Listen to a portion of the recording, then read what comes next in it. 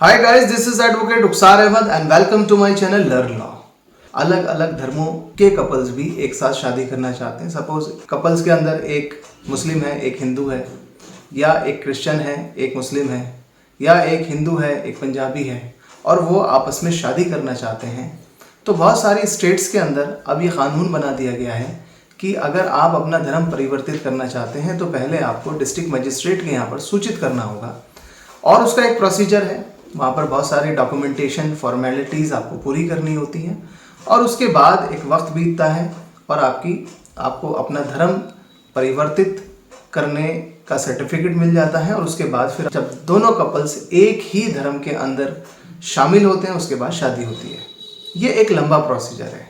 आमतौर पर ऐसे कपल जो अपना घर छोड़कर निकल जाते हैं, या ऐसे कहते हैं वो घर छोड़कर भाग जाते हैं, उनके पास वक्त नहीं होता। उनके माँ बाप कंप्लेंट कर देते हैं, स्पेशली लड़की के पेरेंट्स कंप्लेंट करते हैं थाने में, और थाने वालों को जैसे ही कोई भी ऐसी सूचना मिलती है वो भी लड़के के घर पर दबिश करना शुरू कर देते हैं, उसके घर वालों को टॉर्चर करना शुरू करते हैं, और आनन फानन में लड़का लड़की को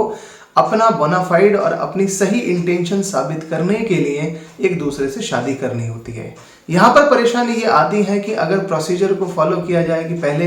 दोनों को एक ही धर्म के अंदर शामिल अगर होना है, यानी कि अगर कोई हिंदू है और उसे मुस्लिम बनना है, या मुस्लिम है उसे हिंदू बनना है, तो इस प्रोसीजर में लंबा टाइम लगता है और इतना टाइम उनके पास होता नहीं है। ऐसी सिचुएशन में इन कपल्स को क्या करना चाहिए, मैं इसका एक बहुत सिंपल सा एक तरीका बताता हूँ।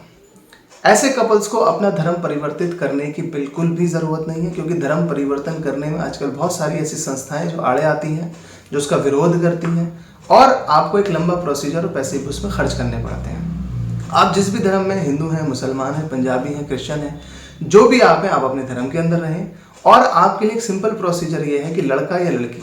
अपने क्षेत्र के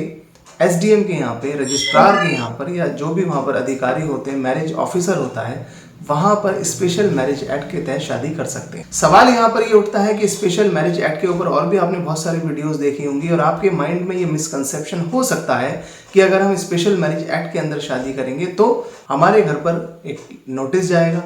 और वो नोटिस जैसे हमारे घर वालों को मिलेगा वो हमारी शादी में ऑब्जेक्शन रेज करेंगे, और फिर हमारी शादी नहीं हो पाएगी। फ्रेंड, यहाँ पर इस मिसकंसेप्शन को मैं दूर करना चाहता हूँ कि जब भी कभी आप स्पेशल मैरिज एक्ट के तहत अपनी शादी का आवेदन रजिस्ट्रार ऑफ मैरिज को आप देते हैं, तो वहाँ पर आवेदन देने के बाद जो नोटिस बनाया जाता है वो एक्चुअली किसी के भी घर पर या कॉरस्पॉन्डिंग एड्रेस पर नहीं सेंड किया जाता, बल्कि रजिस्ट्रार ऑफ मैरिज अपने ही ऑफिस के नोटिस बोर्ड के ऊपर उस नोटिस को चस्पा कर देते हैं सार्वजनिक सूचना के तौर पर, ताकि अगर किसी को भी इस शादी में कोई भी ऑब्जेक्शन है तो वो रजिस्ट्रार ऑफ मैरिज के यहाँ पर सूचित कर सके। फ्रेंड, ये ऑब्जेक्शंस क्या होते हैं ये भी मैं साथ के साथ आपको बताता हुआ चलता हूँ। बेसिकली बहुत सारी शादियों में अक्सर ये होता है कि लोग अपनी शादी से पहले वाली चीज़ों को छुपा लेते हैं। जैसे कोई लड़की है जो डिवोर्सी है, उसके लिए ये ज़रूरी है कि वो अपने डिवोर्स की डीड को जो कोर्ट के द्वारा पास की गई हो वो रजिस्ट्रार के सामने सबमिट करें। कुछ लोग ऐसे भी होते हैं जो डिवोर्स नहीं लेते और शादी करना चाहते हैं, तो उनके लिए ये सार्वजनिक सूचना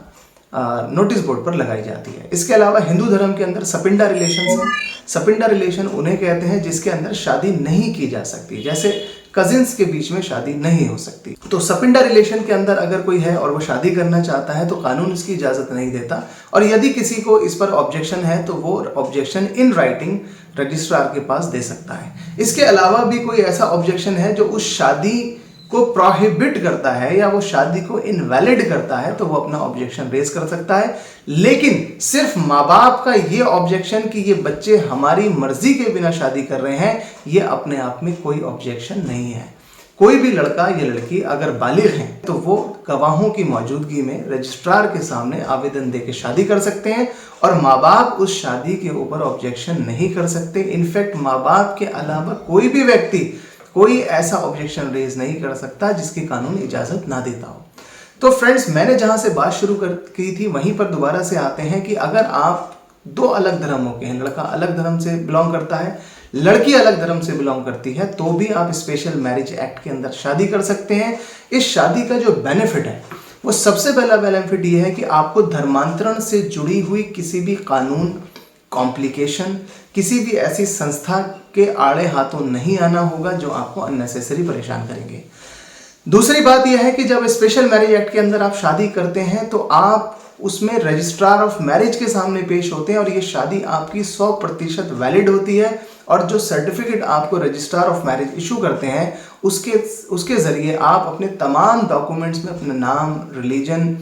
और दूसरी चीज़ें, सरनेम वगैरह, एड्रेस भी आप अपना चेंज कर सकते हैं। फ्रेंड्स, अगर आपको वीज़ा लेना है, आपको अब्रॉड जाना है, अब्रॉड में जाके नौकरी या सेटल करना है, तो भी आपके लिए मैरिज सर्टिफिकेट प्रॉपरली 100% वैलिड होता है। इसीलिए आमतौर पर जो लोग नोटरी के पेपर से अटेस्ट करवाकर एफिडेविट और आर्य समाज मंदिर में या मौलवी से शादी कराकर आपको एक निकाहनामा जो प्रोवाइड कर देते हैं, वो अपने आप में मुकम्मल मैरिज का प्रोसीजर नहीं है अगर दोनों कपल्स अलग अलग धर्म के हैं, क्योंकि धर्म को चेंज करने का एक लीगल प्रोसीजर है जिसके ऊपर मैं ऑलरेडी